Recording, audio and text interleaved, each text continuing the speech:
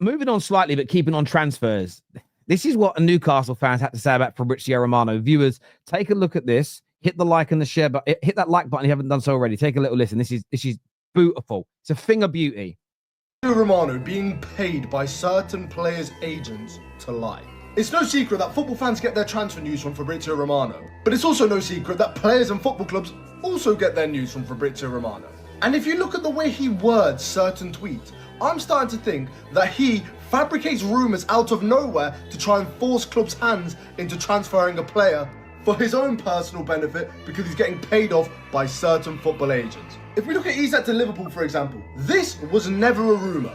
Everyone assumed Isak would just stay another season at Newcastle. They had Champions League football. And then out of nowhere, Fabrizio Romano starts posting these rumours that Isak's going to Liverpool. And this seemed to even surprise Liverpool, who had obviously just signed Ekitike. And if you look at the way he's worded some of these tweets, they are always pushing the narrative that Isak wants to go to Liverpool and in some way trying to belittle Newcastle. Posting interviews from Arne Slot, what he said about Isak. He would say this regardless of Isak was even linked with Liverpool. Posting needless updates. So let's stop it for a second. It goes on and on and on. I've seen a lot of this summer. That Fabrizio, I mean, you've got to remember what he said here. He's making out like there was no links, and Fabrizio's tweets have forced Liverpool and Isak into agreeing a deal with each other and are forcing Newcastle to sell the player. You've had Newcastle fans that I think a lot of this summer are saying that he's paid. He's only pushing it from Liverpool's perspective, that he's lying, that Isak wants to go. I mean, it's turned out that everything that Fabrizio has said, by and large, has been true. But have you seen much of this? There's a lot of conspiratorial theories that he's not even really a journalist. He's now just this paid agent of football clubs. I mean, I've worked with Fabrizio for so long, and we could have worked together again this summer. You know, we are in contact, and the reason for that will remain private. But it's certainly not what people think. It's just I don't think it works with the United Stand anymore because he's on everywhere. And you know it costs money, and I just don't. You know, I don't think it works, and I don't think it's to any detriment to the relationship at all. That guy probably thinks the Titanic didn't sink, and is still, you know, going around the Atlantic and the Pacific, hiding away from cameras, because that just sounds like flat Earth stuff. Sorry, flat earthers, but you know, it sounds a bit conspiracy. Isak. It's come out from the Athletic that Isak told Newcastle that this was his last season and he wanted to leave. And ultimately, Newcastle have tried to sort of bury that like a cat buries a crap because they want to keep him. And it's got to a point where Isak's sort of like gone, okay, I'm going to have to go public then, aren't I? Because I want to go. Obviously, it's journalism. That's what it is. All it is journalism. Fabrizio Romano has been told by Liverpool or Isak's agents that he wants this move. So, yes, Fabrizio, as a journalist, will get that information from agents and clubs to put it out there in the public ether, to build momentum for it, to put pressure on Newcastle. Yes, that's what will happen because that's bloody journalism. When you take it to Man United, which I know more about, when you get the Telegraph, the Manchester Evening News, BBC Sport and the Athletic all writing the same stuff in the space of 10 minutes, where do you think that came from? That's come from somebody within the club that wants something to go out, or it's coming from an agent, from a player it's just journalism. So I don't really get what the point is, other than Fabrizio Romano is doing journalism and some people don't like it. You know, at the end of the day, when you're the biggest and you're the best, people come for you. And that's certainly, I was in New York a couple of months ago and we're having a conversation about this. And if you drive down past Times Square in a Ferrari, people will probably applaud you, because they think people who've done well is a good thing.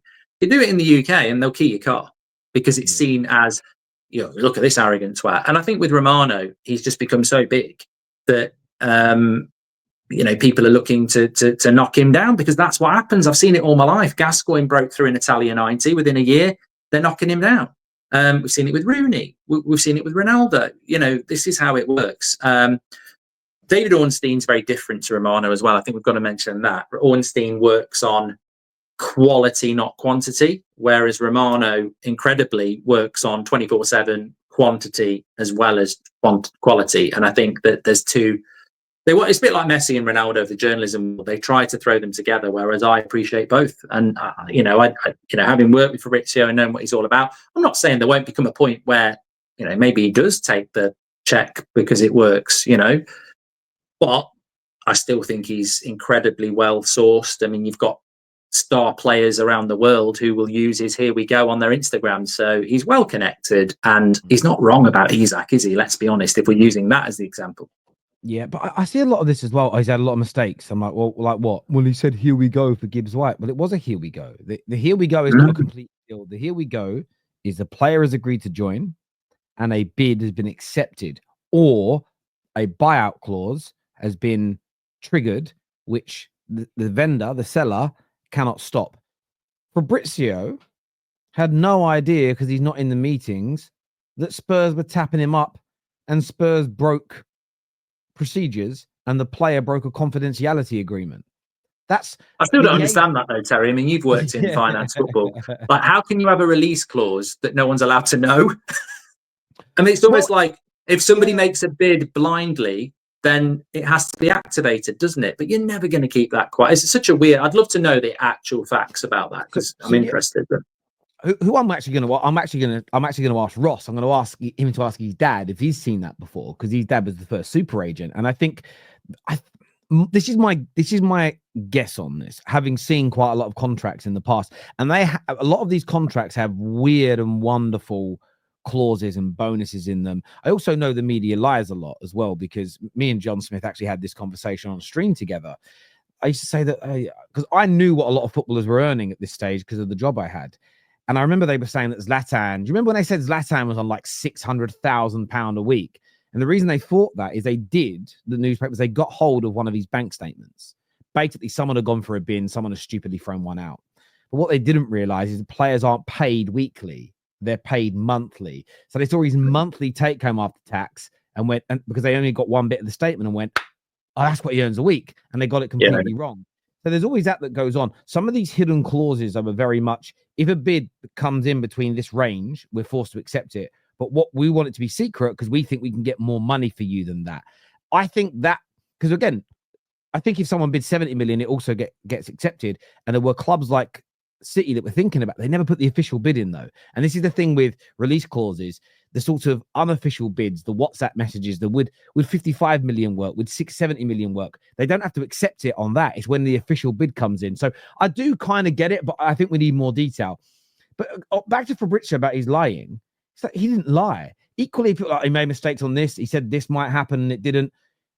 Do people realize this isn't somebody guessing what they think is going to happen? Fabrizio doesn't sit there and go, here we go, it's going to happen.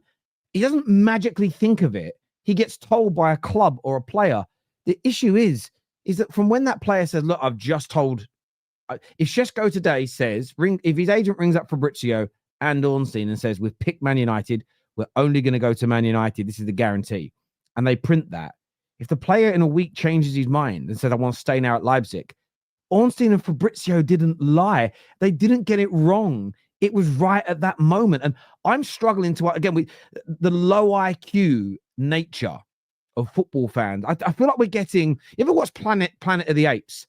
And I think it's the third film. You didn't like it? The first no, I just never liked the concepts, you know. The new ones were pretty good, right? And I don't like Transformers either. I just won't watch it. It's not for me. Oh, Mark. Please tell me you like Rocky. Rocky films? Oh, yeah. Cool. Okay. All right, cool. But like in the third film, the humans are kind of regressing to where we can't speak and our brains don't work very well. Because there's a drug that's like, there's a virus that's making the humans dumb. I feel like that's real in the football fan base. People are getting, it's like they act like the journalist goes, right, I've read all these other stories. This is my prediction for what's going to happen. No, they're being told by the club. If the club lies or changes its mind, it's not on the journalist. It's weird how we take it out on the journalist and not the football clubs or the players. But there we go. Very strange behavior for me. That's the shame as well about what Fabrizio does now, is because most of what Fabrizio does, people just want to bleed him for info. And in the early days, when he used to come on the United Stand, I always used to throw in a couple of opinion questions in there, because actually he is really passionate about football. And it was quite funny because I remember we were talking about Donny van der Beek at Ajax and there was no links to him at all. And we were just talking and he was saying, oh, I think he'd be really good at Man United. And I was like, I think he'd be really good at Man United. And then 6 months later we bought him. But yeah, I mean, Fabrizio isn't throwing opinion out there. It's sourced, isn't it? Absolutely, it is sourced, and but your Fjortov's further update just gone out on the United stand now is a delay in Šeško possibly joining United is because Leipzig don't want him to pick one club; they want to start a bidding war, which again I think is why I like our strategy.